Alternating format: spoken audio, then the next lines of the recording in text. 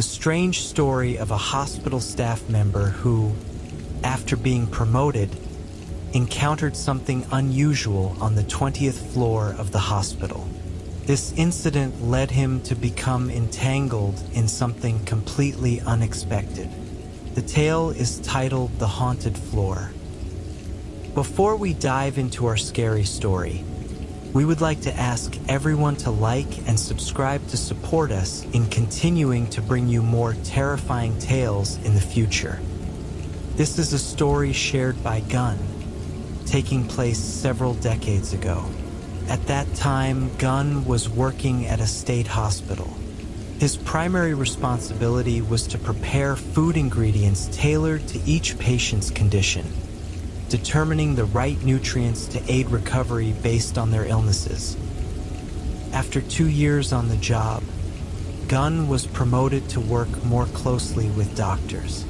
His new role involved directly interacting with patients to better understand their needs and customize their nutrition plans accordingly.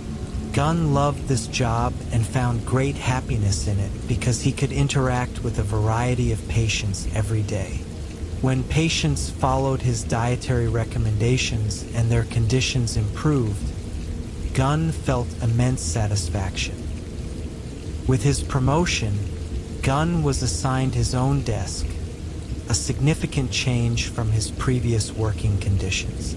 Before this, he had no permanent spot and often had to sit on the floor or use makeshift seats like crates. Now, he had a dedicated desk and chair, though it was a hand-me-down from the previous occupant.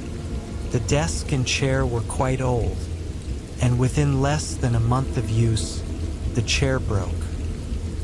Gunn went to speak with his supervisor, whom he respectfully referred to as supervisor. Upon meeting, Gunn explained, "Supervisor, the chair I've been using broke. Should I buy a replacement?" The supervisor replied, "No need to buy one yourself. It's actually a good thing it broke. I'll request a new one for you, and it'll also serve as a lesson for the other staff."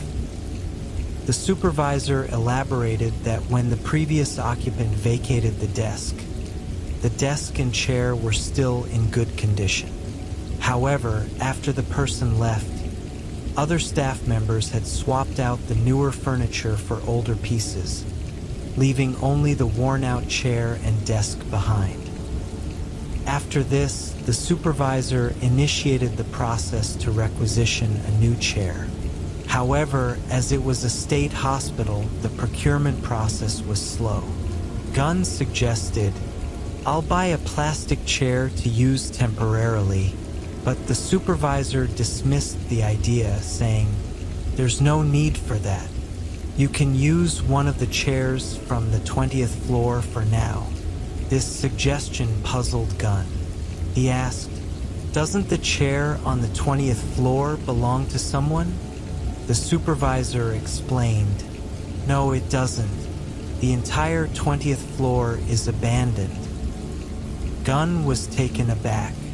Despite working at the hospital for some time, he had never been to the 20th floor and had no idea it was abandoned. Curious, he asked why it had been left vacant. The supervisor replied, "It's abandoned because of a lack of staff.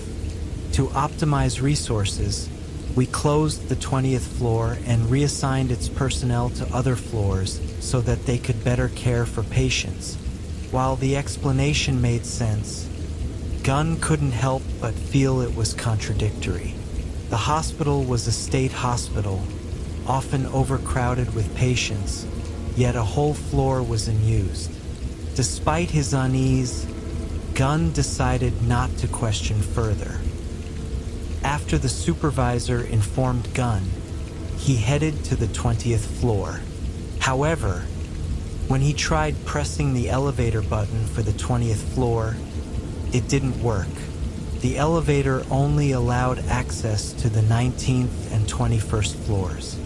To reach the 20th floor, one had to take the stairs from the 19th floor. Gunn had previously asked about this odd arrangement, and the supervisor explained that after the floor was closed off, it was used as a storage space for unused items such as desks, chairs, and medical equipment. This was done to avoid frightening patients who might otherwise come across the disused, cluttered area. Hearing this, Gunn understood and didn't question further. He took the elevator to the 19th floor and walked to the fire escape stairs. Upon reaching the 20th floor, he encountered a rolling steel door blocking the way between floors. Gunn found a cardboard box and wedged it under the door to prop it open enough for him to slip through. The door was damaged and difficult to lift entirely, so he used the box to let in a bit of light from outside. The moment Gunn entered the floor, a chill ran through his body. He didn't know why he felt that way, especially since it was broad daylight. Yet, the interior was pitch black with no light coming in. The atmosphere was eerie and unnerving. Gunn tried not to think about ghosts, reasoning that it was midday. He turned on his phone's flashlight and began searching for a usable chair. The floor consisted of 2 large wards on opposite sides, each with about 5 patient rooms. These rooms were packed with desks, beds, medical equipment, and even lockers, blocking every window and preventing any sunlight from entering. Gunn decided to start with the ward on the left. He walked slowly and carefully, and when he reached the middle of the ward, he spotted a single chair in one of the rooms. The chair was still in usable condition despite a small tear in the upholstery. Gunn thought he could patch it up with tape, so he decided to take it. As Gunn moved to retrieve the chair, he suddenly heard a noise. It sounded like someone dragging a metal table, its legs screeching against the floor. The sound came a few times, sharp and grating. Gunn dismissed the idea of ghosts, thinking instead that it must be a nurse or staff member retrieving something. Concerned they might accidentally remove the cardboard box propping the door, he hurried back toward the entrance. When Gunn arrived, he saw that the cardboard box was still in place. Relieved, he pushed the chair out of the room and decided to check the ward on the right to see if anyone else was there. However, upon inspection, he found no one. He assumed whoever it was must have already left. Gunn exited the floor, removed the box, and closed the steel door behind him. Just as the door shut, he heard the same screeching sound from inside, exactly like the noise he had heard earlier. Gunn chose not to go back in, reasoning that someone might still be searching for items and would come out eventually. Afterward, Gunn returned to work as usual.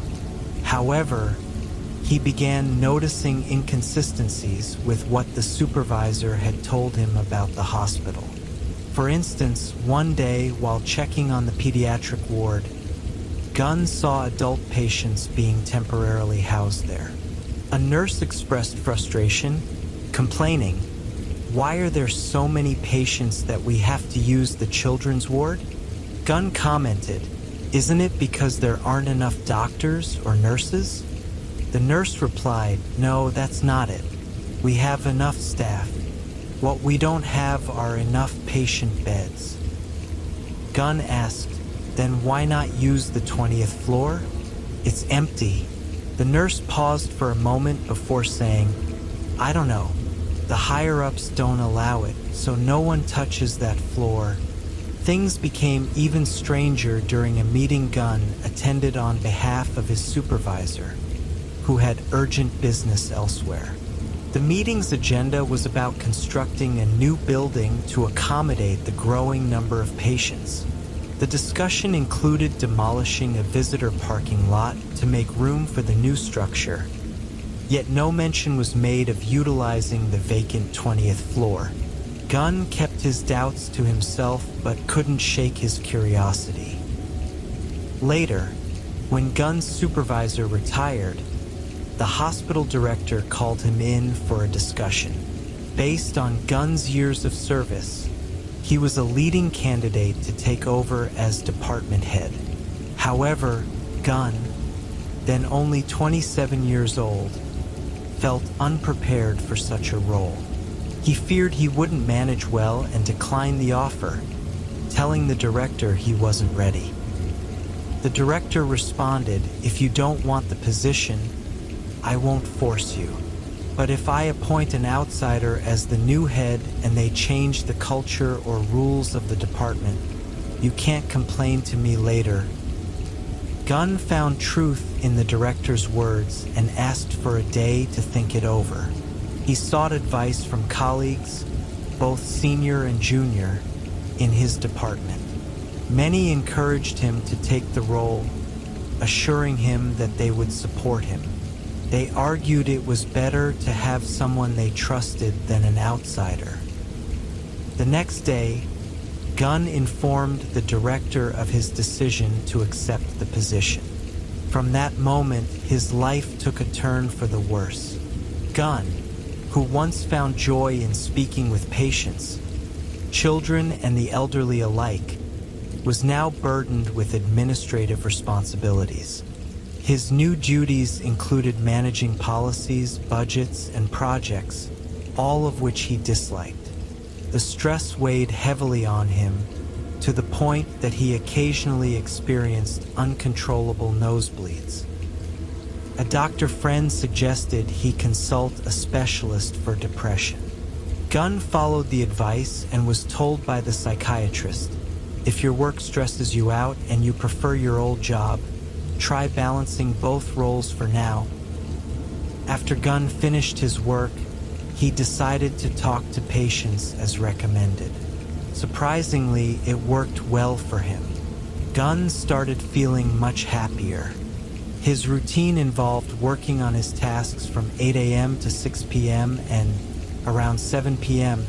he would take over cases from his junior colleagues, volunteering to handle them. This approach not only helped him relax, but also gave him a sense of fulfillment. One day, near 6 p.m., Gunn noticed a case listed on the schedule.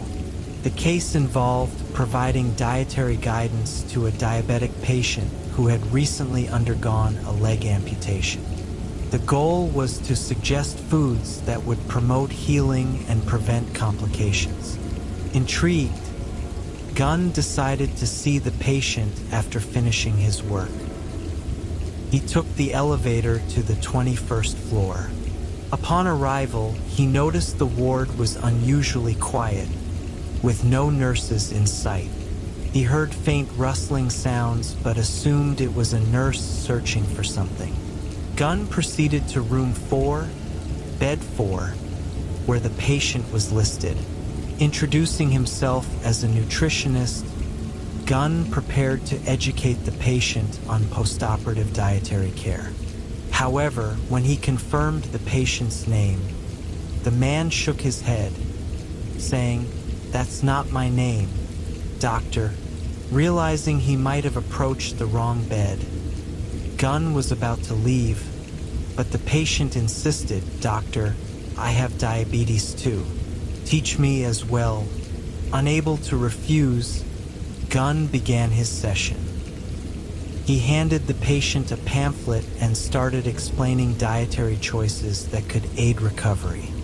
His discussion caught the attention of nearby patients, who began to gather around, pulling their chairs closer.